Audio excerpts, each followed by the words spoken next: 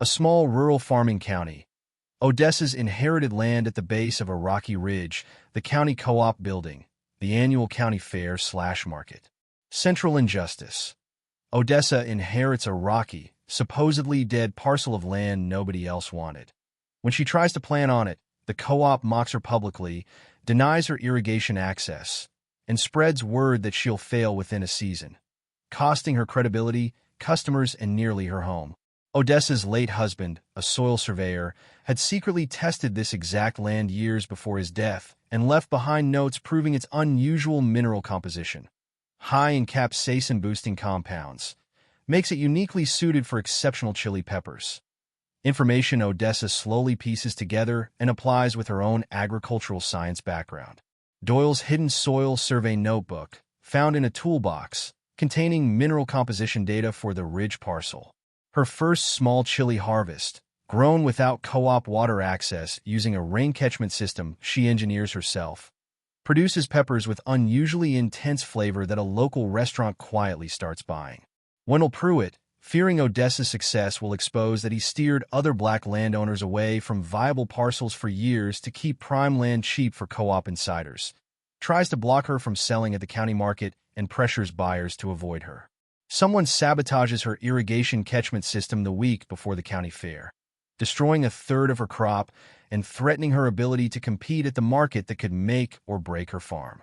At the county fair 4 years after she started, Odessa's chilies won recognition from a major regional buyer in front of the entire community, and Wendell's pattern of land manipulation against black farmers is exposed through her husband's old survey records and co-op meeting minutes.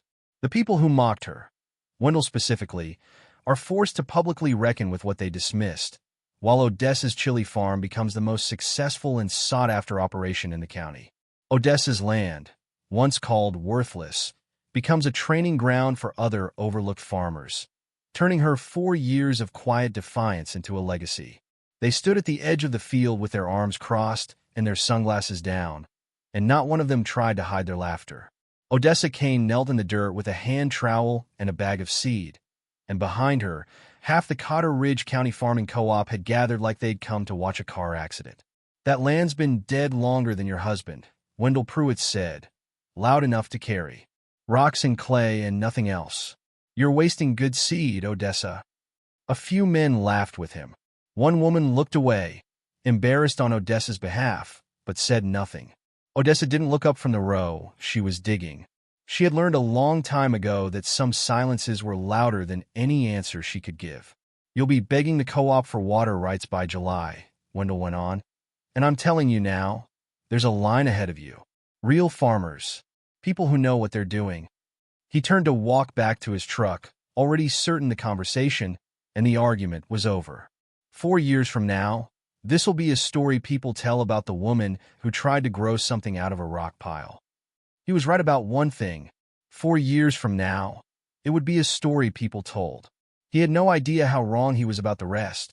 Odessa Kane had spent 18 years working as an agricultural lab technician at a seed research facility 2 counties over, testing soil samples and running mineral panels until the company was bought out and half the lab, including her position, was quietly eliminated. She'd taken the severance, taken care of her ailing mother for 3 years, and buried her husband Doyle the winter after that. A soil surveyor by trade, a quiet, careful man who'd spent 30 years walking land other people thought they already understood. When Doyle died, he left her 2 things of real value: a small life insurance policy and 41 acres of rocky, sloped ground at the base of Cotter Ridge that his family had owned for 2 generations and that nobody in the county had ever managed to grow anything meaningful on. Everyone told her to sell it. The land was worthless, they said. Too rocky for row crops, too steep for grazing, too far from the co-op's water lines to be worth fighting for access. A developer offered her $11,000 for the whole parcel, which told her everything about what they thought it was worth, and what they thought she was worth along with it. She didn't sell. She wasn't entirely sure why, at first. Sentiment, maybe. Stubbornness, certainly. But 3 months after the funeral, cleaning out Doyle's old toolbox in the shed, she found a worn green notebook tucked beneath a layer of wrenches, filled with his careful surveyor's handwriting. Soil samples, mineral panels, dates going back 9 years. And on the fourth page, underlined twice, ridge parcel, capsaicinoid favorable composition, unusually high. Worth testing crop viability. Ask O about seed varieties. He had tested their own land years before he died, and he had meant to ask her about it, and never gotten the chance. Odessa sat on the shed floor for a long time with that notebook in her lap. She started small, the way anyone sensible would. A quarter-acre, hand-tilled, planted with 3 chili varieties chosen specifically for the soil profile Doyle had documented. A profile she recognized instantly from her own years running mineral panels. One rich in exactly the trace compounds that intensify capsaicin development in peppers under stress conditions. Rocky, well-drained, mineral-dense soil wasn't a curse for this particular crop. It was, if her husband's data was right, close to ideal.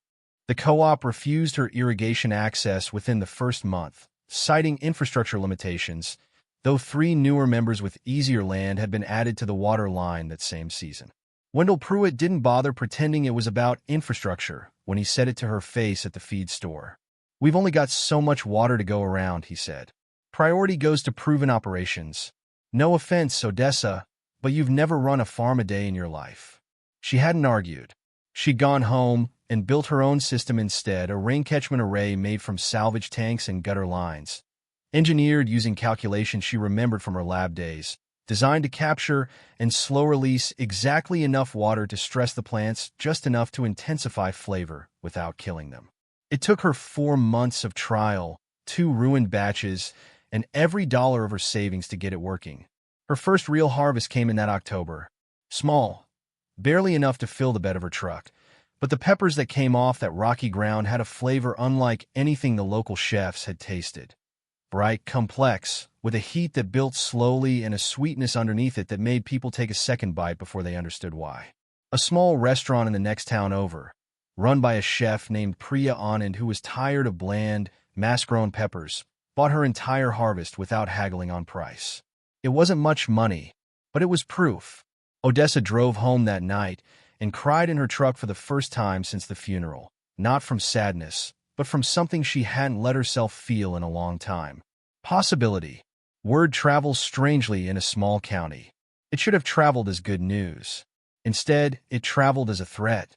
Wendell Pruitt had built his standing in Cotter Ridge over 3 decades, not just as co-op head, but as the man who quietly decided which land was worth fighting for and which wasn't. A reputation built, though almost no one said it aloud, on a pattern going back years of steering black landowners in the county toward parcels he'd already privately assessed as difficult or unviable, while keeping the genuinely promising ground available, cheap, for co-op insiders and their families. Doyle's Ridge parcel had been one of those quietly written off. 2 other black families in the county over the years had sold land under similar pressure, similar dismissals, similar quiet refusals of water access and equipment loans. Odessa succeeding on land Wendell had personally declared dead wasn't just embarrassing to him. It was dangerous. If people started asking why the Ridge parcel had been called worthless for 20 years, they might start asking what else had been called worthless for the same reason, and by whom. So when Priya Anand's small restaurant started mentioning Odessa's chilies in local write-ups, Wendell made calls. He didn't threaten anyone outright. Men like him rarely needed to. He simply mentioned, to a produce distributor here and a market organizer there, that Odessa Kane's operation was unproven, her land unreliable, her farming practice unofficial, lacking the co-op certifications that gave buyers confidence. It was enough. 2 potential buyers quietly backed away. The county market committee, which Wendell sat on, denied her a vendor stall for the following spring, citing a wait list that hadn't existed the year before. Reverend Ashby, her nearest neighbor and one of the only people in the county who'd believed in her from the start, told her plainly what was happening. "He's scared of you," the Reverend said, sitting on her porch one evening. "Not of your peppers, Odessa. Of what your peppers mean. If that land can grow something this good, it means he was wrong or he was lying. And a man like Wendell can't survive either one being true in public." "I'm not trying to prove him wrong," Odessa said. "I'm trying to grow chilies." "I know," the Reverend said gently, "but sometimes doing right by yourself is the same thing as proving somebody else wrong. You don't get to choose which one people see first." She kept going. She had to. There wasn't really another option left that made sense to her.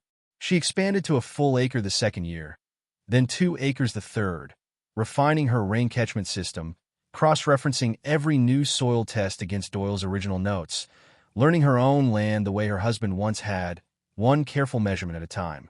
She started keeping her own notebook, green like his, filling it with her own handwriting beneath his. By the 4th year, word had spread past the county despite Wendell's quiet efforts. Not through any market committee or co-op newsletter, but the way real word travels, through chefs talking to other chefs, through a single glowing mention in a regional food write-up about an overlooked chili farm doing something nobody else in the region is doing. A produce buyer for a mid-sized regional grocery chain, a sharp, curious man named Marcus Delgado, drove 2 hours out to Cotter Ridge after reading that write-up, expecting, he'd admit later, to find something modest and pleasant. What he found instead, walking Odessa's rocky 2 acres with her notebook open between them, was a farmer who could explain not just how her chilies tasted, but precisely why. The mineral composition, the stress-based flavor development, the years of data behind every decision.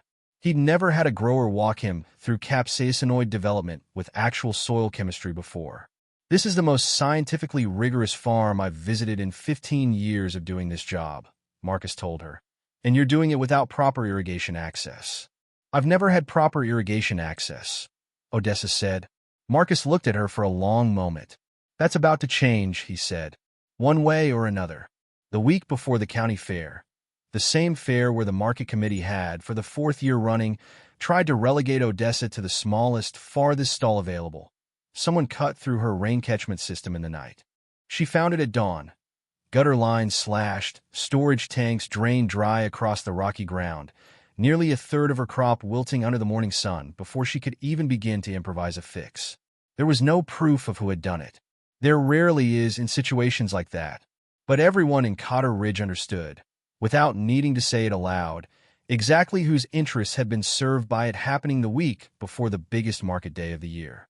Reverend Ashby showed up with a truck of parishioners before she'd even finished assessing the damage. Priya Anand closed her restaurant for the day and drove out with buckets. Marcus Delgado, staying at a motel nearby to attend the fair himself, showed up in a rental car with bottled water from 3 different stores. It wasn't enough to save everything. She lost close to a third of that year's harvest. But it was, Odessa would say later, the first time in 4 years she understood she wasn't actually alone in Cotter Ridge. She'd just never had a reason before to find out who was really standing behind her. The county fair that year drew a bigger crowd than usual, in part because of the write-up, in part because Marcus Delgado had made calls of his own, inviting 2 other regional buyers to attend. Odessa's stall, still, despite everything, tucked toward the back corner by the market committee, had a line by 10 in the morning that stretched past the co-op's own display tables. Wendell Pruitt watched it from his folding chair near the entrance with an expression that didn't move much, though his jaw stayed tight all day. It was Constance Pruitt, his daughter, who ran the fair's judging committee, who finally forced the moment nobody in the co-op leadership had wanted to happen. She'd grown up hearing her father's dismissals of Odessa's land the way most kids absorb the opinions of the adults around them, without much question. But she'd also tasted Odessa's chilies the year before, quietly at Priya's restaurant, and hadn't been able to shake how good they were, or how strange it felt that her father spoke about the woman who grew them with such contempt. She announced in front of the assembled crowd and the 2 visiting regional buyers that this year's fair would include, for the first time, an open blind tasting for the best in county produce recognition. No committee favorites, no pre-selected finalists, every registered grower eligible, judged by the visiting buyers themselves. Wendell tried, quietly, to object. Constance did not back down, not this time, in front of a crowd that included Marcus Delgado watching the exchange with obvious interest. Odessa's chilies won by a margin the judges described, on record, as not particularly close. What happened next unfolded the way these things sometimes do. Not through a single dramatic confrontation, but through a series of small, cumulative reckonings that added up to something the whole county eventually had to look at directly.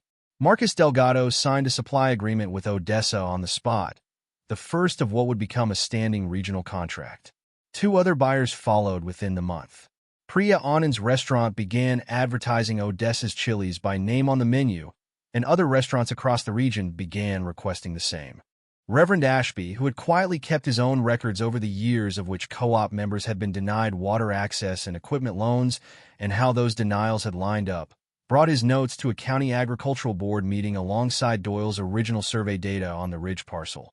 Data that, once reviewed by an outside soil consultant Marcus had connections to, confirmed the land had been misclassified as unviable for over a decade, despite testing that should have flagged its potential. The pattern, once laid out plainly, wasn't difficult for the board to see. Two other families who'd sold similar land under similar pressure over the years came forward once Odessa's story became public, sharing their own experiences with the co-op's water access decisions. Wendell Pruitt did not go to prison. There was no single crime clean enough to prosecute, only a long pattern of quiet, deniable decisions that had, cumulatively, cost people their land and their livelihoods. But the County Agricultural Board removed him from his position on the co-op leadership and the market committee by unanimous vote, and the water access policy he'd controlled for decades was rewritten with an independent review process that made the kind of quiet favoritism he'd practiced considerably harder to repeat. Constance Pruitt did not disown her father, but she did apologize to Odessa directly, in person, at the farm. A short, awkward, genuinely meant conversation that ended with Constance asking if she could volunteer during the next harvest to actually learn something about the land her father had spent years dismissing. Odessa said yes. For years, and one season after Wendell Pruitt stood at the edge of a rocky field and told her she was wasting good seed, Odessa Kane's farm had grown to 11 acres, with a waiting list of regional buyers and a reputation that had, by then, traveled well past the county line. She hired her first 2 employees that spring, a young man from a nearby town who'd lost his own family's farm to bad loan terms years before, and a teenage girl, recommended by Reverend Ashby, who wanted to study agricultural science and had nowhere nearby to learn it hands-on. Odessa started something new that year, too, a small unpaid apprenticeship program on her land for overlooked growers in the county, particularly the ones who'd been quietly steered away from good ground the way she once had been. She taught them what Doyle's notebook had taught her, and what her own years of testing had added to it since. That dismissed land, dismissed people, and dismissed knowledge often turned out to be worth exactly as much as somebody was finally willing to look closely enough to find. She kept the green notebook, Doyle's handwriting on the early pages, hers filling every page after. She'd started leaving space in the margins now for her apprentices to add their own notes. Wendell Pruitt still lived in Cotter Ridge. He still came to the county fair some years, quieter now, watching from a folding chair near the back. He never apologized to Odessa directly, not in so many words. But the ridge parcel he'd once called dead longer than her husband now had a hand-painted sign at its entrance that half the county recognized on sight, and every single person who read it understood exactly what 4 years of quiet, patient defiance could grow out of ground everyone else had already given up on. What would you have done, standing in that field the day they laughed at her? Would you have believed the land was dead, too? Or would you have waited to see what she knew that they didn't? If this story reminded you that some of the most valuable ground is the ground everyone else has already written off, let us know in the comments, and don't forget to like, share, and subscribe for more stories of quiet, patient justice.